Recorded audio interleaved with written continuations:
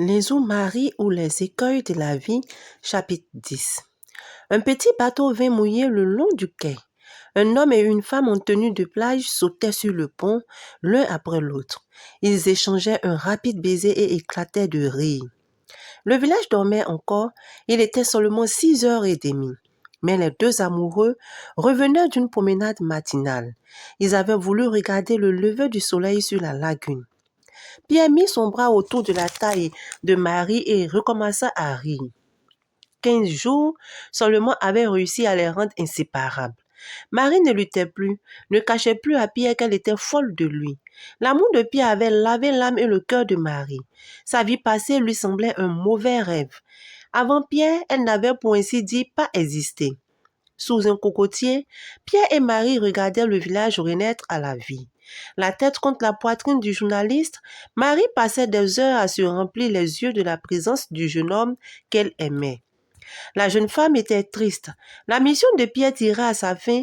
Il lui faudrait partir dès que son journal le rappellerait. Elle avait honte de ne pouvoir résister davantage à ce sentiment qui avait déjà failli lui coûter la vie. Son cœur, trop longtemps privé d'amour, n'écoutait plus la voix de la raison qui lui recommandait la méfiance. Tous les jours, depuis près d'une semaine, ils pique-niquaient seuls sur la plage, dans leur refuge favori. Puis, ils regagnaient l'hôtel. Le soir, les deux amoureux se rendaient dans l'une des boîtes de nuit du village. Vers 2h, Marie disparaissait impitoyablement. Les premiers temps, Pierre ne se lassait pas d'aller à sa recherche, mais il avait compris son manège et ne s'y laissait plus prendre. Dès que Marie le quittait, Pierre se sentait las de tout. Il allait s'asseoir seul sur la plage au clair de lune. Alors il fumait en proie aux pensées les plus contradictoires. Laisser tomber cette fille bizarre ou l'aimer jusqu'à ce qu'elle s'abandonne complètement. Essuyer un échec devant une femme, cela ne lui était jamais arrivé. Et il ne se laisserait pas repousser justement parce que cette femme-là, il l'aimait plus que sa vie, plus que tout au monde. Partir d'ici sans avoir au moins une fois eu la sensation que cette fille l'aimait vraiment était une chose impossible. Peut-être devrait-il prolonger le temps qu'on lui avait accordé pour réaliser son reportage. Dès demain, il lui dirait la vérité si elle lui en donnait l'occasion. Le moment de rentrer à Abidjan était arrivé pour lui et il fallait savoir si oui ou non le lien qu'il pensait exister entre eux avait quelque solidité. La patience a ses limites. Si elle persistait dans sa réserve après chaque sortie, eh bien, il la laisserait en paix. Plus jamais il ne la reverrait. Marie referma soigneusement son journal de vacances. Dès son arrivée ici, elle s'était obligée à tenir un journal. On lui apporta un petit déjeuner, elle sourit au serveur et continua à écrire. Puis, elle rangea son cahier et se servit une tasse de café, rompit un toast croustillant et le trempa dans le bol. Elle mangea, le regard perdu dans le vide. Tranquillement, Marie repoussa sa chaise et se leva. Elle vit Pierre qui venait vers elle souriant. « Alors, as-tu bien dormi? Qu'y a-t-il de neuf ?» « Tu parais si heureux, dit Marie. « Oh, rien de spécial, répliqua Pierre. J'ai passé une bonne nuit. Ah, au fait, je rentre demain matin à Abidjan, je débarrasserai certaines personnes de ma présence. » Se sentant concernée, Marie réagit aussitôt. « Pierre, supplia-t-elle, ne me parle pas ainsi.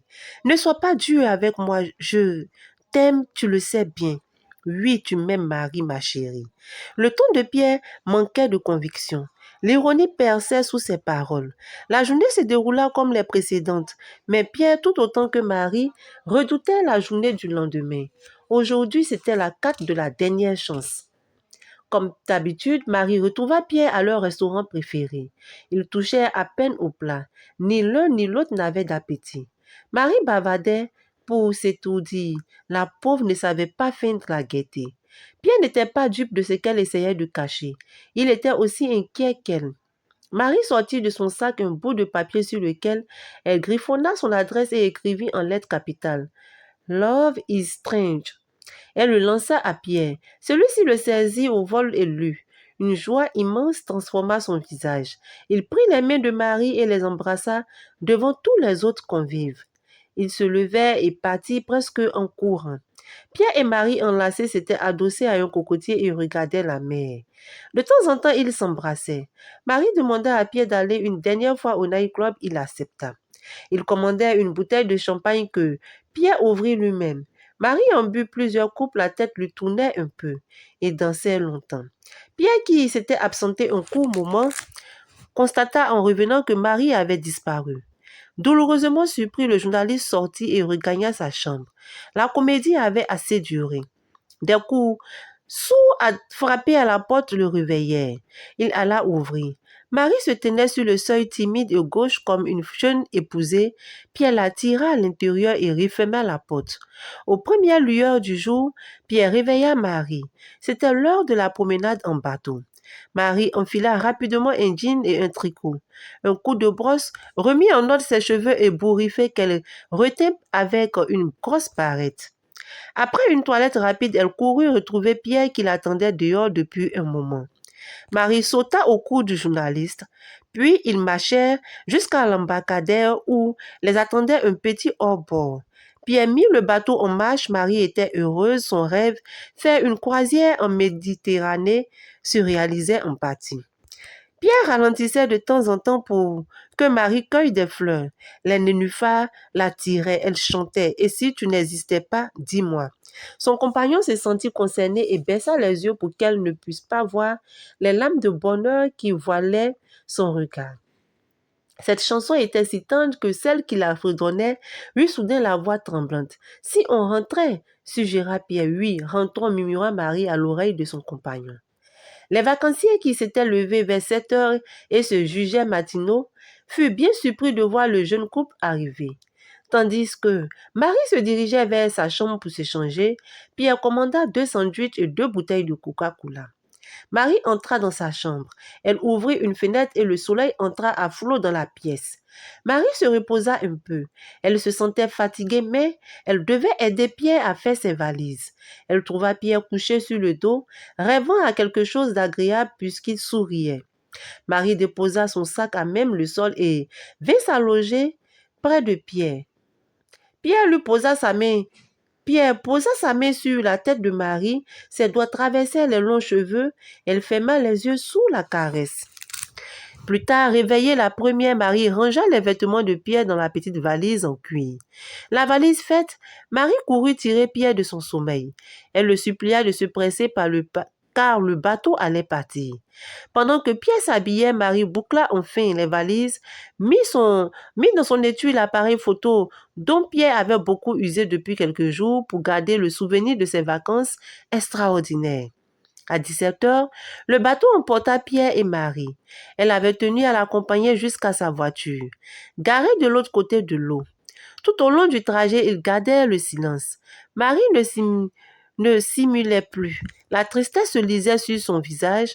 Son amant regardait au loin. Le bateau atteignit le débarcadère. Les gens descendirent et retrouvèrent leur voiture avec soulagement. Marie et son compagnon s'attardaient sur le quai. On eût dit qu'une corde les reliait et qu'ils étaient prisonniers l'un de l'autre. Pierre ouvrit la portière de l'auto. Il s'installa au volant. « Au revoir, ma chérie, murmura-t-il. À bientôt. » Marie ne répondit pas. Elle ne le pouvait pas. Elle donna à Pierre un long baiser d'adieu. Enfin, ils se séparèrent. Pierre partit. Longtemps, il regarda sa bien-aimée dans le rétroviseur. Il soupira. La vie n'étant pas faite que de plaisir, il fallait bien qu'il reprenne son travail à Abidjan. Ainsi s'achève notre chapitre. Waouh, l'amour, que c'est beau l'amour. Je suis très heureuse du fait que Marie ait rencontré de nouveau l'amour. Heureuse parce que je sens que Pierre n'est pas comme ce faux type de Jacques qui avait joué avec les sentiments de Marie. Pourtant, il avait en face de lui une femme pure qui n'avait jamais donné son corps à un autre homme. Mais il s'est foutu d'elle. Il l'a enceinte, il l'a fait passer pour une femme infidèle auprès de sa famille pour aller marier une femme dont on sait déjà comment cela s'est terminé. Ouais, oui, je peux bien dire que le karma existe réellement. Et là, je suis vraiment heureuse pour marier une jeune fille qui a autant souffert dans sa vie, qui rencontre un homme bon, un homme qui a l'air d'être bon, un homme qui a l'air de l'aimer beaucoup, un homme qui a l'air de vouloir faire d'elle sa femme. Et vous, que pensez-vous de cette situation? Êtes-vous comme moi satisfaite du fait que Marie ait rencontré quelqu'un de nouveau? Êtes-vous comme moi heureuse pour elle et vous vous dites aussi comme moi probablement que celui-là c'est le bon? J'attends vos réactions afin qu'on puisse interagir sur ce chapitre que nous venons de lire. Comme vous le savez, lire permet de nourrir l'esprit, lire permet de nourrir notre intelligence. Oui, et je suis heureuse de partager avec vous tous ces chapitres-là des différents romans que nous lisons. Car je me dis que la lecture nous permet d'entretenir notre intelligence. Et la lecture nous fait du bien, elle nous fait rêver. Cela aussi est mieux pour nous.